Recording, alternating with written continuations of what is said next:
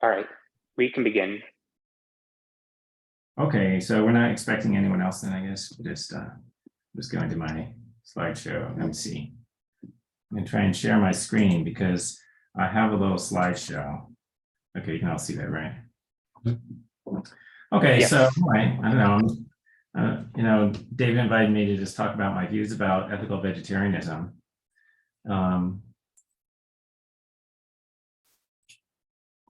All right, so that's what I'm going to talk about. And I'm going to start with the problem of factory farming. What is this problem? So first of all, 99% of meat or something like that comes from factory farms. So if you buy meat or other animal products, it's from a factory farm, all right, unless there's some special reason to think otherwise. So if you go to a restaurant and you're buying meat or other animal products, milk or cheese, it's from a factory farm. You don't have to ask if that's the case because that is the case. All right, and if you go to the supermarket and buy any product there, it's from a factory farm, right? Unless it has a special label on it that says otherwise. Okay, so this results in killing around 8 billion animals per year just in the United States for to feed us for our eating pleasure.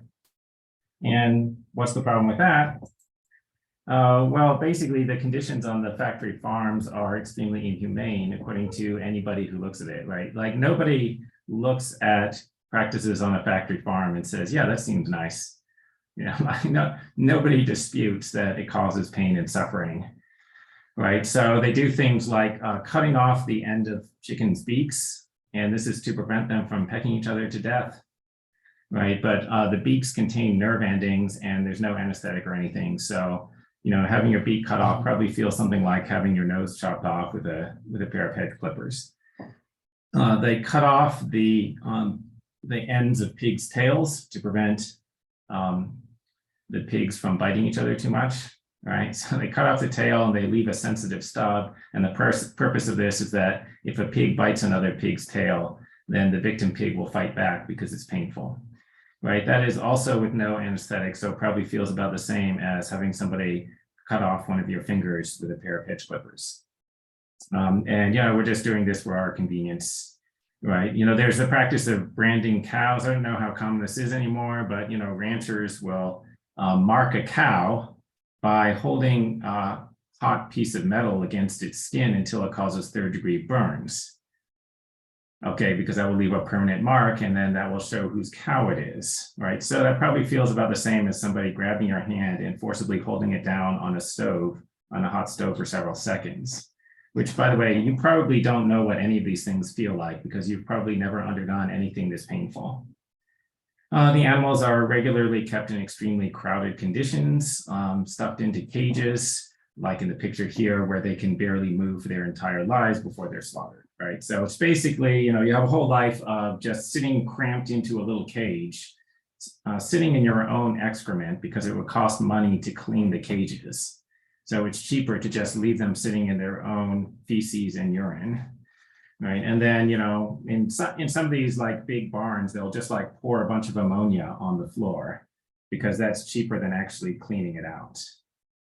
All right, so that's your life sitting like that for 3 months, and then somebody kills you in order to cut your body into pieces in order to have the pleasure of eating your body parts. Okay. Now, by the way, like all of this, it sounds like I'm using extreme rhetoric, but in fact, everything I said was just a factual description, which is undisputed. Like it's not disputed that any of that stuff happens. Okay. So anyway. Then they're just like periodic acts of random cruelty, like throwing the chickens against the wall and stuff like that. All right. Now this is, as a little side point here, this is the causes of death in the United States, listed by their frequency. This was in 2014. I haven't updated this since then, but, it's not going to make much of a difference. Okay, so heart disease killed something like 600,000 people per year, cancer, close to 600,000. They said, okay, those are all the causes. Now, here's what the graph looks like if you add in deaths from factory farming. Okay, if you count animals that are being killed for the pleasure of eating their meat, then the graph looks like that, right? And the line at the top, that's all human causes of death combined. And then everything else is, being killed by humans. Okay. So it's a little bit hard to see how this doesn't outweigh any other social problem. I mentioned before, we kill around 8.2 billion animals per year in the United States, but it's around 74 billion worldwide, which is close to 10 times the entire human population of the world.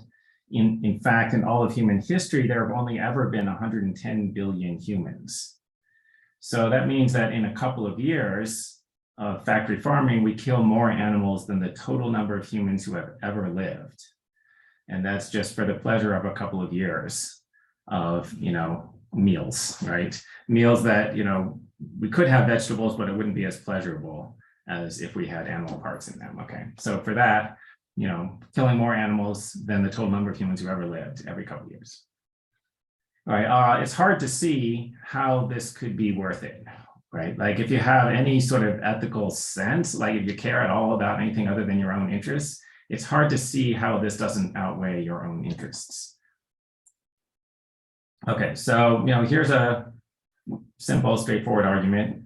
Seems like it's wrong to cause severe pain and suffering to others for the sake of relatively minor benefits, right? By relatively minor, I mean like benefits that are much smaller than the pain and suffering that you're causing. What's my argument for that? I don't know. It seems obvious. If you don't agree with that, I don't know why you would agree with any ethical statement. Okay, I'm not going to address nihilism here. Like if you're a nihilist, then you would disagree with that. But if you're not a nihilist, I can't see any other reason why somebody would disagree with that. If that's not wrong, nothing's wrong, right? But factory farming causes severe pain and suffering to others for the sake of relatively minor benefits. So my guess is the benefits that we receive are maybe 1,000th of the magnitude, or maybe less than that, possibly 1,000,000th, right? We might be causing pain and suffering that's 1,000 or 1,000,000 times more than the amount of pleasure that we get. We're just doing this on a regular basis, okay? So seems like that's wrong. It's hard to see how that's not wrong. Okay, and so then, then just the rest of the argument for us, if something's wrong, then paying other people to do the thing is wrong.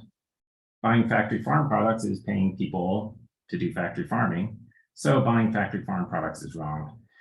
Okay, there's a comment about premise 4 there. Imagine that there's this mafia boss who's been arrested because he ordered hits on people, right? Ordered people to be killed. The mafia boss goes, "Hey, I didn't kill anyone myself.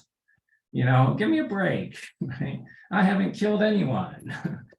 Because, he never actually pulls the trigger, right? He just pays other people for killing people. Well, no, that's not going to get him off the hook, right? Nobody thinks that, right? So, he's the one who's paying the people for doing the thing, right? Okay, now you could imagine, well, what if the mafia boss doesn't actually say you have to kill someone, right? Suppose the mafia boss just says to one of his employees, make sure so-and-so doesn't testify in this trial. Suppose that the mafia boss doesn't actually say how you have to make sure the witness doesn't testify. However, he knows that in fact, when he says that, the way that his employee is actually going to make the guy not testify is by killing him. Okay, so he knows that's going to happen, although he didn't specifically say that it was going to happen. You think the mafia boss is guilty? It's absolutely, right? He's going to jail for a long time. And, it's not going to be a lot better than the sentence that the actual assassin gets, right? Okay, so, that's like you, right? When you're buying the animal products and you know where they actually come from, and you keep paying people for doing that thing, right? Okay, this argument is not universally accepted. As a matter of fact, only a tiny percentage of people are actually vegetarian, right? I guess it's probably around 3%. I don't know. It has increased in recent years, but it's still quite low. So there must be some reasons why my argument is wrong, right? There must be some amazing objections. So, let's think about things that meat eaters say about why their behavior is actually acceptable. All right, so I think this is by far the most common response. It's okay to torture and kill other creatures for our pleasure because we're smart. or because we're much smarter than them, i.e. we have like much higher IQ. All right, so the first thing to say about that is, I just don't see how that's supposed to be at all relevant. I don't see how your IQ is relevant to your right to torture and kill other beings. Right, so true or false? If I'm smarter than you, then my pains are worse than yours. That strikes me as false and obvious, just like an obviously arbitrary claim. Right, there's no reason to think that the suffering of smarter people is worse than the suffering of dumber people. Or if there is a reason, I don't know what it is, and nobody has ever tried to tell me. Okay, here are some implications of the view. Like if you think this is really true, then it looks like it would be fine to torture babies, because babies are really not smart. They're a lot less smart than humans. And like a newborn infant is less competent than an adult animal. So if it's fine to torture the adult animals, it must be fine to torture newborn infants. Or you could torture severely mentally disabled people. Right, so there's some mentally disabled humans who are less mentally able than some animals. So if it's fine to torture the animals, it must be fine to torture the mentally retarded people. Okay, I assume that these are absurd implications. Okay, here's another thing that's sometimes said, maybe ethics depends upon being a member of society. Maybe rights only extend to members of society. Okay, this has the implication that it would be fine to torture and murder hermits. So there's a hermit out in the woods. He's not a member of society. So therefore, you could just torture him and then kill him. Right. Or what about people from other societies? Right. Okay. So the idea behind this is, well, maybe society confers rights. Right. Or, maybe rights or moral consideration are conventional. Okay. But then, so this implies that, well, if there's somebody who's not part of your society, then you don't have to respect their rights. Right. Like they have rights in their society, but the rights that you have to respect are just the ones that are created by your society, like your conventions. Okay. Sometimes it's suggested that you're only protected by morality if you yourself are able to understand morality. So animals can't understand rights or other moral concepts, so maybe rights don't apply to them. Sometimes people say, well, they can't claim their rights, so that means that they don't really have any rights. Animal never says, hey, there's an injustice going on, right? It doesn't even, and not just because it can't talk, but because it can't even actually understand what that means. Okay, notice that this argument implies that, again, it would be fine to torture babies and severely mentally disabled humans. In addition, also would be fine to torture psychopaths because they also don't understand moral concepts. They could be of normal IQ and human, but they don't understand moral concepts. So then you could torture and kill them. I assume that those are absurd implications, right?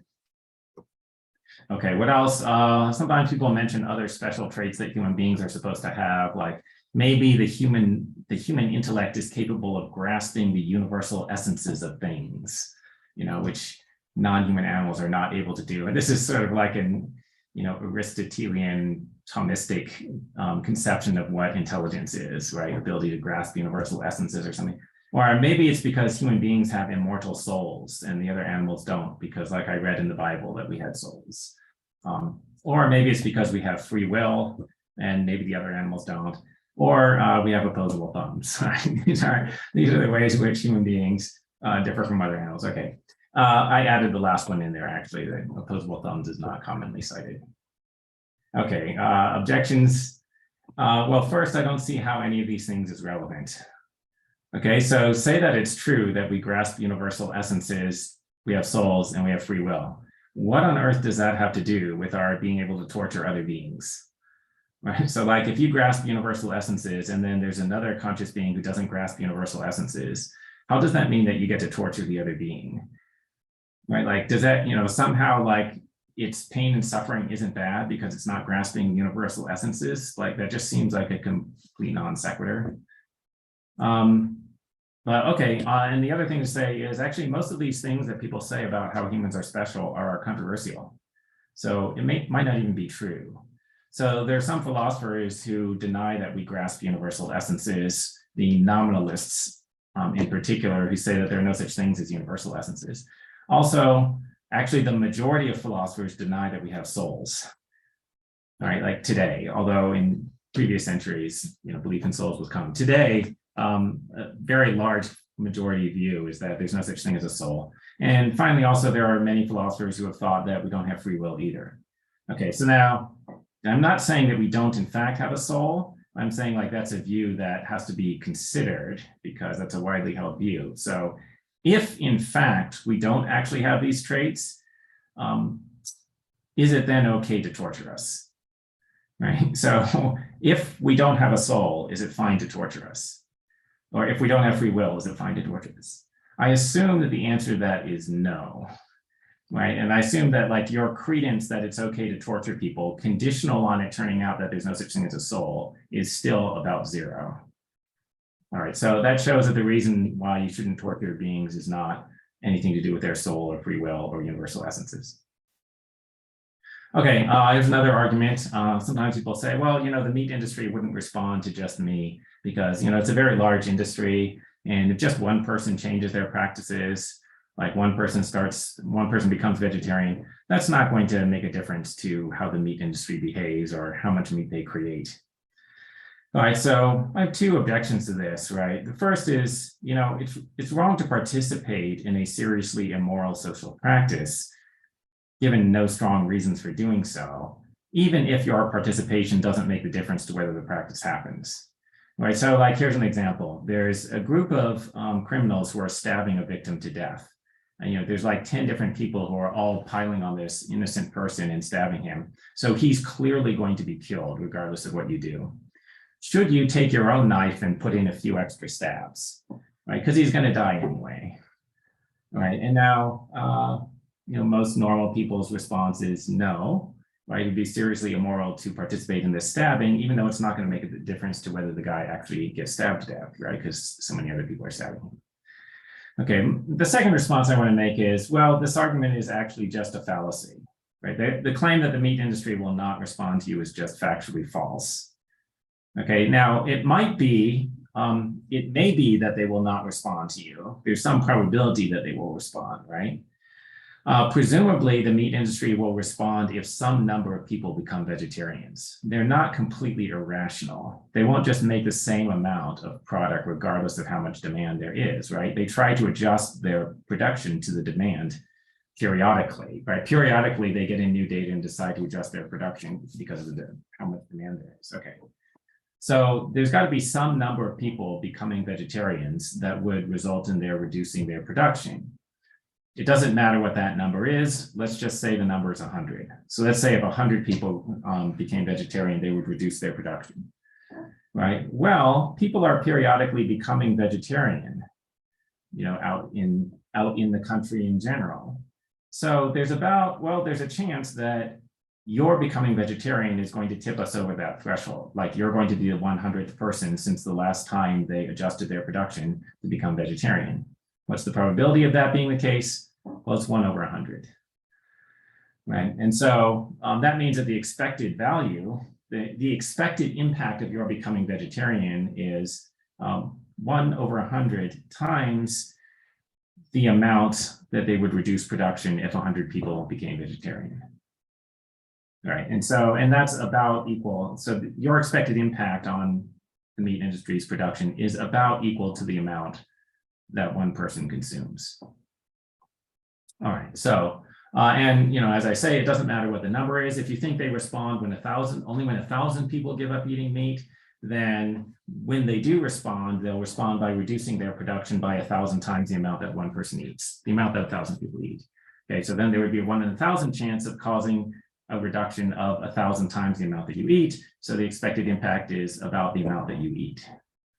All right, and that's just true for any number. Suppose you think there's not a determinate threshold, but there's just like different probabilities, right? Like, if 99 people give up eating meat, then there's going to be this probability they're changing. And then if 100 people, there's going to be like a slightly higher probability. Okay, you can complicate the model. It's not going to make any difference, right, to the expected value.